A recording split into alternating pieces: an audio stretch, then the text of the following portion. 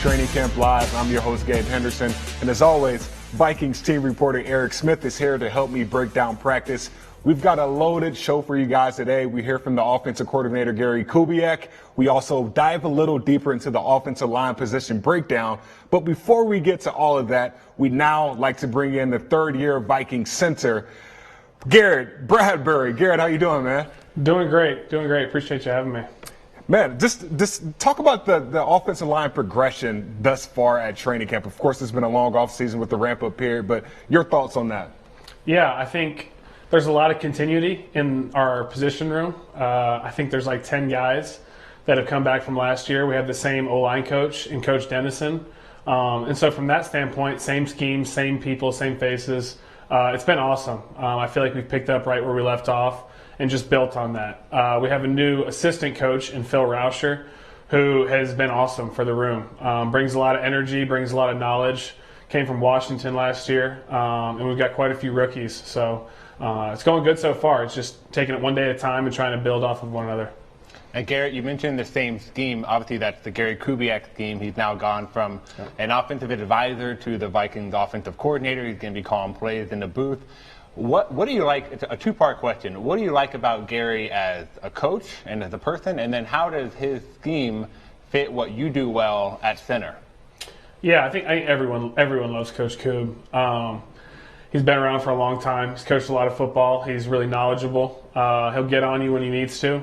And whenever he talks, everyone's listening, writing things down. And from a scheme standpoint, obviously, whenever you're around this long, it's got to work. Your system's got to work, and so we're all bought into everything that we're doing. Thankfully, it is the same scheme as last year, so it's not new for us. We understand how like our combinations and communications need to work, and so the plan is just to hit the ground running week one. We all know during this time, continuity is key, especially at the O-line position with, that ramp-up period not being as long as it usually is during this time of the year. But speaking of that continuity, having 4 out of 5 starters here now, how does that continuity not get comfortable? You got to come in every day and bring it. Our defense is in the same situation, so we're going against them all day, so they get another year at the system. And so you just have to be that more detailed with everything that you do in practice, starting an individual drill with your hands and footwork, and taking it to the team periods. And although we're going against the same guys every day with no preseason, there's still things that you can get better at. And even though we're learning each other, still got to keep moving forward. Garrett, you mentioned the 10 players that are back from a season ago. One of those is obviously Pat Elflein. Yeah. But it's a little different. He's on your right side now compared to being on your left. How's that transition gone for you two? Kind of the combinations you said working together kind of throughout the last few weeks of camp? Yeah, so he's a 3-year NFL starter. So from that standpoint, he's played a lot of ball. He knows a lot of ball. And he played center. So communication-wise, I love playing next to him. I love being on the same page as him. And yeah, he switched to the right side, but I think he's more comfortable on that side. And he's voiced that. Just from the scheme standpoint, footwork, I think it suited him well. And on the other side, you have Dakota. So I'm playing next to 2 guys that I've played a lot of snaps with. So that's awesome. We are 10 days away from week 1. I see the excitement in your face right now. But just speaking of that, the Green Bay Packers, what have you learned from that rivalry over the course of your rookie season heading into year 2?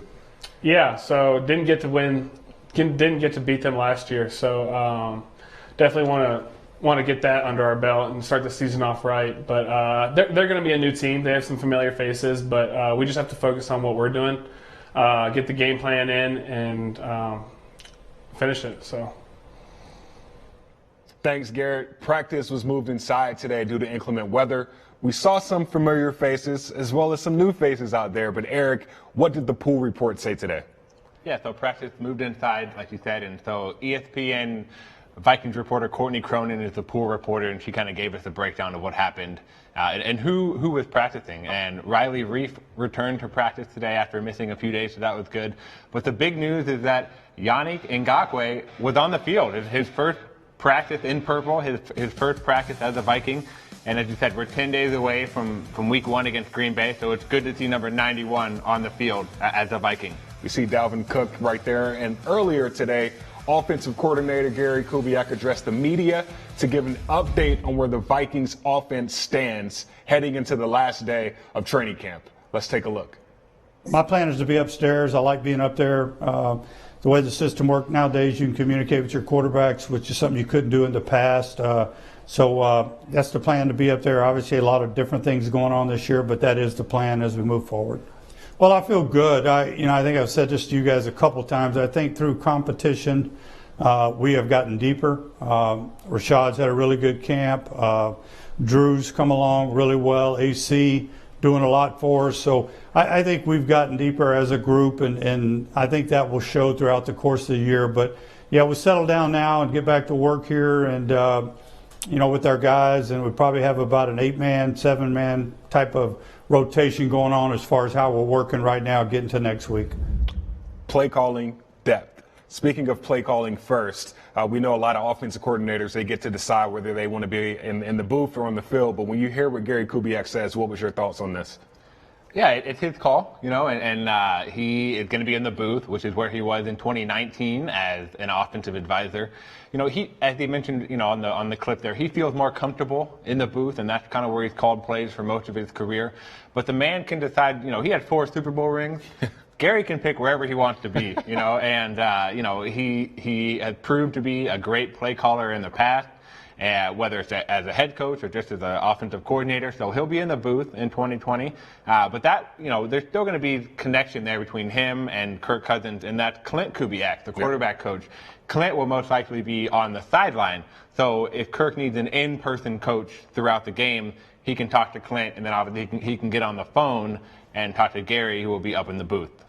Moving on to the depth part of that conversation, of course, we talked to Garrett Bradbury earlier, and he was talking about having, 4 starters this year, including himself. And, that 5th left guard, that 5th spot, which is the left guard spot, there's still a battle right there. We talk about the starting 6 right now heading into the last day of training camp. How do you see things shaking up? But first, how have you seen things progress with this left guard position opening right now? Yeah, a big word that describes that line right now is continuity. You see the 4 starters there on the screen. They're all back from a season ago. As Garrett and I mentioned, Pat is now at right guard instead of left guard. And the 2 possible starters there are Dakota Dozier and Avion Collins. It's worth noting, they have battled in open practices. They've rotated reps as we've gone along here. Mm-hmm. But in practices where the Vikings have been shorthanded on the offensive line, Dakota has taken the reps at first team, and Avion has kind of moved around. He's played tackle, he's played guard. So it still remains to be seen who is named the official starter, but Dakota has gotten a lot of reps there at left guard, and Garrett mentioned his name there as just being a veteran presence, on the line. One thing to know, if that is the starting 5 of Reif, Dozier, Bradbury, Elflein, and O'Neal, that group was actually together for 3 games last year. It's just that Dakota started games on the right side in place of Josh Klein, while Pat was on the left side. So those 5 guys do have experiences, 3 games of experience last year together. So if it is that group, then they have some experience together. And behind that group, you have a lot of depth. We heard Gary Kubiak talking about that earlier today. You have, your Oli Udos, your Avion, well, not Avion Collins because he's still working at that left guard spot, but you have Rashad Hill and guys like that. But speaking of that depth, how promising is that heading into week 1? It's promising, and it's important too, because as Gary Kubiak mentioned, it's a 7 or 8 man rotation right now, and that's going to be needed as the season goes on. Rarely does a team have, the same 5 starters for the entirety of camp. Or for the season, excuse me. So that depth is going to be key. Oli Udo has been a big riser. I think that's a word we can use to describe him. He's gotten rave reviews from Gary Kubiak, from Rick Dennison, from his teammates. He really seems to have taken a step forward from year 1 to year 2. He only played in week 17 last year. That was his meaningful playing time. But it seems like he really took advantage of the offseason and has progressed well. Other guys that could provide depth. We'll see how the roster shakes out. Brett Jones has drawn a lot of praise on the interior.